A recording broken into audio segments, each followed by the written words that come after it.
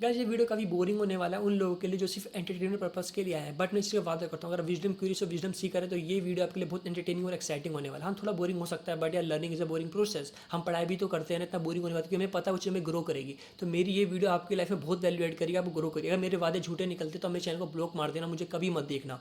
तो चलो फिर बिना किसी देरी की वीडियो करते हैं स्टार्ट। तो आज हम बात करने वाले हैं कि किस्मत जैसा कुछ भी नहीं होता है। तो अगर आप किस्मत को दोष देते हैं तो आज से आप उस किस्मत को दोष देंगे नहीं, क्योंकि ऐसा कुछ एग्जिस्ट ही नहीं करता। मैं बताता हूँ कैसे। मुझे एक बात बताओ, भगवान आपको अच्छी किस्मत क्यों देंगे और किसी को बेकार किस्मत क्यों देंगे? लॉजिकली सोचो, भगवान इक्वालिटी में और जस्टिस में बिलीव करते हैं क्योंकि वो गॉड है, वो सबसे ऊपर है। तो जाहिर सी बात है वो आपको अच्छी किस्मत क्यों देंगे? तो यहाँ पे सारी चीज़ आती है कर्म के ऊपर। मतलब जो आज जिस सिचुएशन में आप है ना, वो आपके पिछले कर्म थे, और आगे जब आप करोगे कुछ तो वो आपके आगे कर्म होंगे और वो आपका भविष्य बदल देंगे।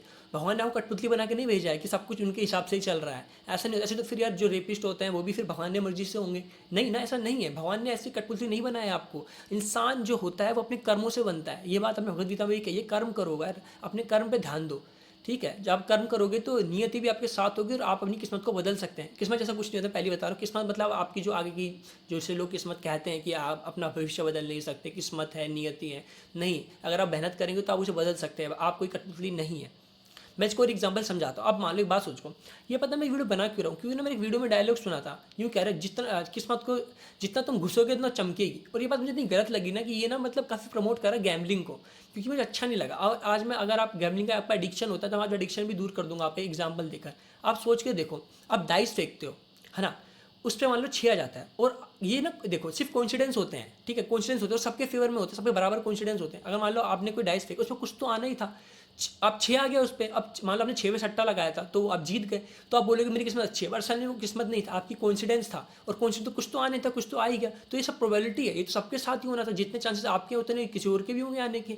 तो ये तो प्रोबेबिलिटी हुई, आपकी किस्मत कहाँ से हुई? ये तो किस्मत तो तब होती है जब हर बार आप डाइस फेंक रहे हो, हर बार वही नंबर आ रहा है जिसमें आप सट्टा लगाया, ये होती है किस्मत तो। और ऐसा कभी किस्मत होता ही नहीं है, तो बाकी सब लोग कॉन्फिडेंस से खेल रहे होते हैं। तो अपनी किस्मत को मत कोसो, क्योंकि किस्मत ऐसा कुछ होता ही नहीं है। अगर आप गैम्बलिंग करते हो तो प्लीज़ आदत को छोड़ दो, ये अपनी किस्मत को कोसना बंद कर दो, मेहनत करना स्टार्ट कर दो ज़िंदगी में। एक बात बताता हूँ यार, अगर 10 लोग ना किस्मत के भरोसे बैठे हैं ना और 10 लोग मेहनत के भरोसे बैठे हैं, तो एक बात बताता हूँ, 10 में से 9 बंदे ना फेलियर निकलेंगे किस्मत वालों पे, और 10 में से जो 9 बंदे ना वो सक्सेसफुल मिलेंगे, जो मेहनत पे विश्वास करते हैं। और जो एक बचता, पता है वो कौन होता है? जिसमें इन बिजनेसमैन ने माइंड बना रखा है कि कैसे एक बंदे की किस्मत, अगर आपने लॉटरी का टिकट लिया, अब कोई ना कोई तो जीतेगा ही। उन्होंने वही लोग बनाया कि हजार दो मतलब 10,000 लाखों लोगों में से एक बंदे को वो टिकट मिल जाएगा, तो किसी को तो मिलना ही था ना। उसमें किस्मत अच्छी नहीं, वो सिर्फ कोइंसिडेंस था। बाकी लोगों के भी इतने चांसेस उसके आने के, तो वो उसमें किस्मत से मान लो लखपति बन भी गया। तो अब ये भी देखो ना, 9 लोग फेल भी तो हुए, एक एक जीत का मान लो तो 9 लोग फेल भी तो हुए। तो और सच, और वही और मेहनती लोगों में 9 लोग जीते हैं अपनी लाइफ में, एक हार सकता है, वो भी जस्ट कोइंसिडेंस होता है और उसके फेवर में नहीं आती चीज़ें, तो ऐसा हो सकता है। बट 9 तो चांस हो, और वही बंदा बाद में आके लाइफ में कुछ कर ही लेगा। पर जो इंसान किस्मत के भरोसे बैठता है ना भाई, वो 9 जो हारे ना, और जो एक इंसान जो जीता है वो भी एक टाइम बाद कंगाल हो जाएगा, क्योंकि उसे कुछ आता ही नहीं है करना, कि उसने कहीं मेहनत ही नहीं करी जिंदगी में, वो पैसा उड़ा देगा, बर्बाद कर देगा। और आपने रियल ऐसा एग्जाम्पल भी है कि बहुत लोगों ने लॉटरी जीते, उसके बाद वापस से गरीब बन गए। ऐसा ही होता है। तो मेहनत के भरोसे रहो मेरे दोस्त, किस्मत वगैरह कुछ नहीं होता है। ये गैमलिंग वगैरह छोड़ दो। तो आप लोग किस्मत से मत डरो, किस्मत से कुछ नहीं होता।